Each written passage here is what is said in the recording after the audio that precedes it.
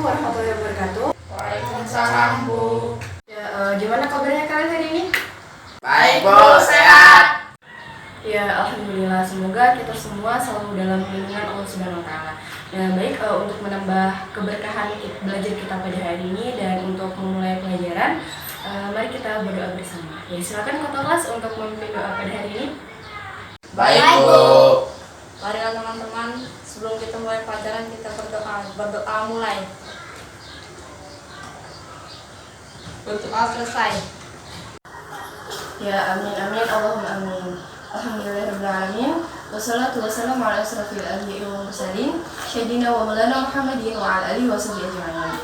Ya, alhamdulillah kita semua bisa berjumpa kembali dalam materi pelajaran pendidikan Islam. Sebelum itu Ibu mau tanya nih, masih semangat nggak belajarnya? Semangat, Bu. Alhamdulillah. Nah, kita itu harus terus semangat dalam menuntut ilmu. Apalagi menuntut ilmu ini kan sangat luar biasa. Nah, kira-kira ada yang tahu nggak kenapa kita itu harus semangat menuntut ilmu? Kewajiban. Disuruh orang tua. Kita ada ilmu.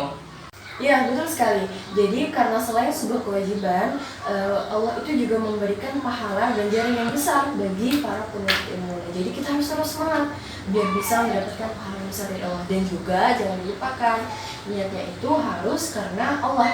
Jangan karena paksaan atau lain sebagainya, harus niatkan karena Allah agar kita mendapatkan keberkahan dari ilmu yang kita tuntut. Nah, sebelum itu Ibu akan absen terlebih dahulu ya. Sebentar, Ibu akan absen. Oke. Angkat tangannya ya. Rizky Wibowo. Hadir, Bu. Oke. Martius Marwan. Hadir, Bu. Febri Anwar Arifin. Hadir, Bu. Oke, bagus sekali. Jadi hadir semua ya hari ini. Nah, baik. Jadi hari ini Ibu itu akan sebelum itu silakan kalian siapkan alat tulisnya dulu ya. Nah, oke. Nah, jadi hari ini Ibu itu akan menyampaikan materi tentang sejarah perjuangan Nabi Muhammad ketika di Mekah. Nah, sebelum itu Ibu mau tanya dulu nih. Kalian sudah tahu belum itu siapa Nabi Muhammad? Tahu, Bu. Ya, siapa itu?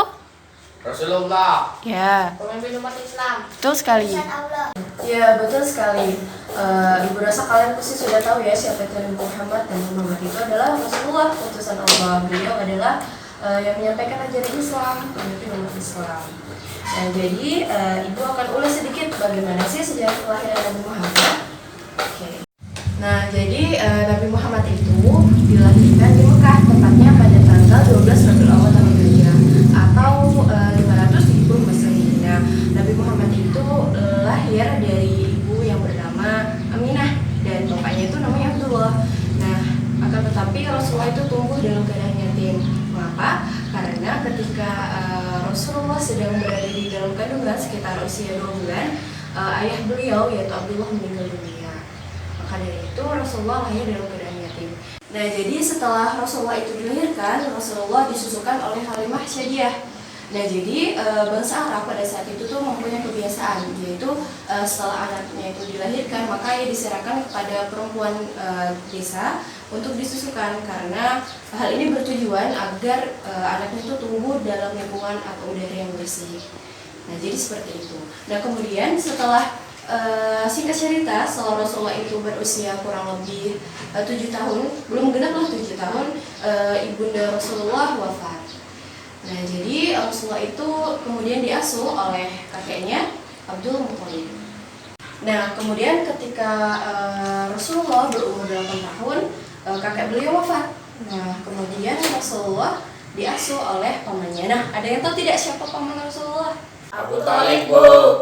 Ya, betul sekali, Abu Thalib. Nah, jadi setelah kakek Rasulullah meninggal, Nabi Muhammad pun diasuh oleh pamannya Abu Thalib. Nah, singkat cerita, ketika Rasulullah berusia 40 tahun, Rasulullah itu mendapatkan wahyu dari Allah berupa surah Al-Alaq ayat 1-5. Dan setelah itu Rasulullah memulai misi dakwahnya untuk menyampaikan ajaran Islam. Nah, dan ketika di Mekah, Rasulullah itu menyampaikan pokok ajaran Islam berupa akidah dan akhlak. Nah, dan Rasulullah itu pertama-tama tidak langsung secara terang-terangan menyampaikan Rasulullah. Ada strategi-strategi khusus yang dilakukan dalam dakwah Rasulullah. Nah, dari sinilah mulai perjuangan dakwah Rasulullah. Nah, jadi di sini dimulailah bagaimana sih sejarah perjuangan Rasulullah ketika di Mekah. Oke. Nah, jadi ada tahapan strategi dakwah Rasulullah. Jadi Rasulullah itu tidak langsung secara terang-terangan untuk menyampaikan dakwahnya. Jadi ada dua tahap. Yang pertama dakwah secara sembunyi-sembunyi, kemudian yang kedua dakwah secara terang-terangan. Oke, dakwah secara sembunyi-sembunyi ya. Nah, kira-kira ada yang tahu nggak apa sih itu dakwah secara sembunyi-sembunyi? Bisik-bisik bu. Diam-diam Bu. Nah, jadi dakwah secara sembunyi-sembunyi itu bukan dakwah berbisik-bisik gitu ya, tetapi Rasulullah itu menyampaikannya kepada orang-orang terdekat saja. Nah, jadi ketika turun Quran surat Al-Mudaththir ayat 1-7 di mana Allah itu memerintahkan Rasulullah untuk memulai menyebarkan Islam, Rasul hanya menyampaikannya kepada orang terdekat saja karena untuk menghindari kekacauan ataupun keresahan di masyarakat Mekah. Nah, orang-orang yang pertama kali memeluk ajaran Islam atau yang disebut dengan as-sabiqun awwalun seperti istri Rasulullah Siti Khadijah, kemudian sepupu beliau Ali bin Abi Thalib, kemudian Zaid bin Haris dan Abu Bakar As-Siddiq, mereka orang yang pertama kali memeluk agama Islam. Nah, Rasulullah itu menyampaikan ajaran Islam itu di rumah Arkam karena tidak bisa dilakukan secara terang-terangan. Nah, kemudian dakwah secara sembunyi-sembunyi ini dilakukan selama kurang lebih 3 tahun. Nah, kemudian turunlah perintah Allah berupa Quran surat Al-Hijr ayat 94 di mana Allah memerintahkan Rasulullah untuk berdakwah secara terang-terangan. Dan di sini dimulai dakwah secara terang-terangan.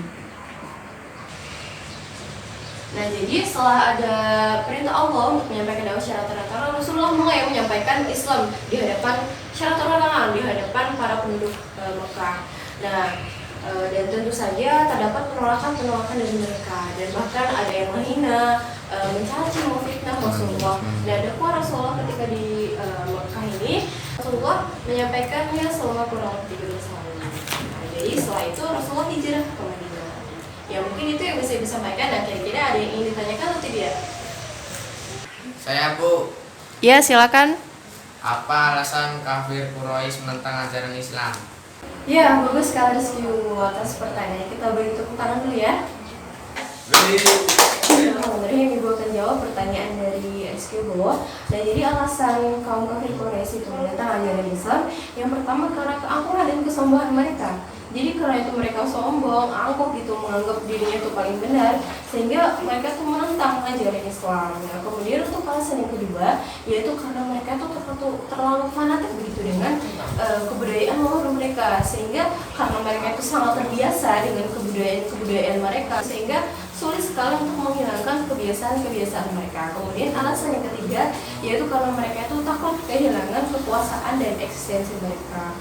Nah, jadi mereka tuh berpikir jika saya atau kami mengikuti Nabi Muhammad, maka Nabi Muhammad akan berkuasa di Mekah. Nah, sehingga mereka akan kehilangan kekuasaannya di Mekah. Jadi takut gitu mereka kehilangan kekuasaan dan eksistensinya. Ya, Allah akan bisawab, mungkin itu ibu yang bisa jawab. Dan terima kasih sekali Rizky sudah bertanya. Masya Allah, luar biasa sekali pertanyaannya ya. Apakah bisa dipahami? Ya, alhamdulillah bisa dipahami. Nah, berhubung materi ibu sudah selesai nih, nah sekarang kita waktunya untuk diskusi. Nah, silakan nanti kalian diskusikan sama teman ya, karena kalian ada 3 orang. Silakan kalian diskusikan pertanyaan yang akan ibu sampaikan. Dan nanti silakan salah satu teman dari kalian untuk mempresentasikan hasil diskusi dari kalian. Sebutkan.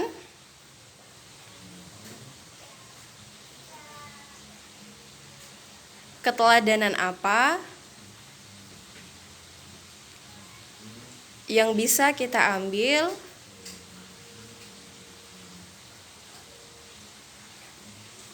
dari perjuangan Rasulullah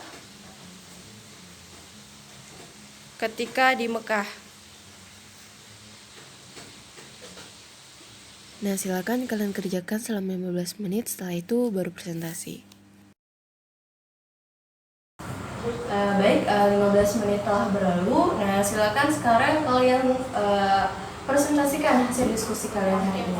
Silakan salah satu dari kalian untuk menyampaikannya di depan. Silakan.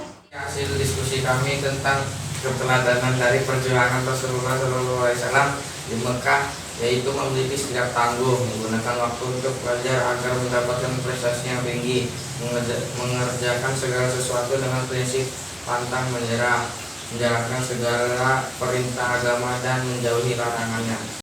Mungkin itu saja, Bu. Ya, terima kasih Rizky Bu telah menyampaikan hasil diskusinya di depan. Ya, silakan duduk kembali.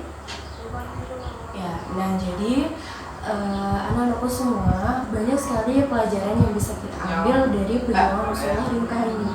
Dan kita bisa mencontoh gitu bagaimana keteguhan beliau dalam menyampaikan kebenaran, tidak menyerahnya beliau, terus belajar menyampaikan Islam, beramal ma'ruf nahi munkar. Nah, kita bisa mengambil hikmah di situ, bisa mengambil keteladanan dari perjuangan Rasulullah. Nah, mungkin hari ini materi kita sampai di sini ya, karena waktu juga sudah habis. Ibu harap kalian bisa mengulas kembali di rumah materi hari ini agar bisa kalian pahami gitu.